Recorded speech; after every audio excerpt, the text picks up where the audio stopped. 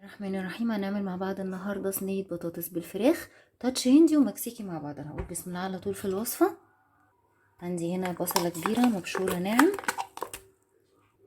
عليهم 3 معالق كبار زيت زيتون او زيت نباتي، عليهم 3 معالق كبار وورشترشاير صوص ده شكله، وحوالي نص كوبايه عصير برتقال، معلقه كبيره خل. نيجي بقى للمنكهات، الملح حسب الرغبه، وكاري وكركم وجرام مسله وكمان وبابريكا وجنزبيل وتوم باودر وفلفل اسود ورشه جوز الطيب ورشه كزبره ناشفه وكمان رشه عصفر. هقلب كل المكونات دي مع بعض. عايزه اقول لكم الريحه يعني تتحدث عن نفسها. انا غاسله الفراخ كويس بالملح والخل دي ومصفياهم وعامله لها كده فتحات بالسكينه. طبعا العدد حسب الرغبه. هسيبها كده ليله كامله في التتبيله. لو مستعجلين عليها تقدروا تشتغلوا فيها كمان 3-4 ساعات، بس انا هسيبها ليله وبعد كده هقول لكم نكمل ازاي.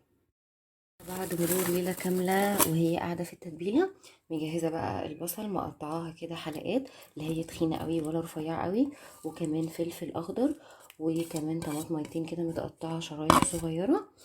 كل بس اللي انا هعمله، عندي هنا 3 معالق كبار صلصه مدوباهم في شويه ميه، ومظبطه بقى بقيه الملح بتاعي، وهقلبهم كده كويس مع بعض قبل ما افضيهم في الصينيه اللي هتدخل الفرن.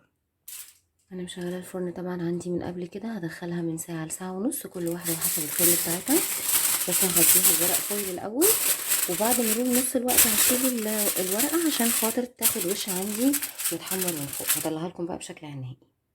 لها بعد ما استوت في خطوه بس كنت فاكره انها متصوره، ان انا حطيت شرايح بصل مع الطماطم والبطاطس والفلفل.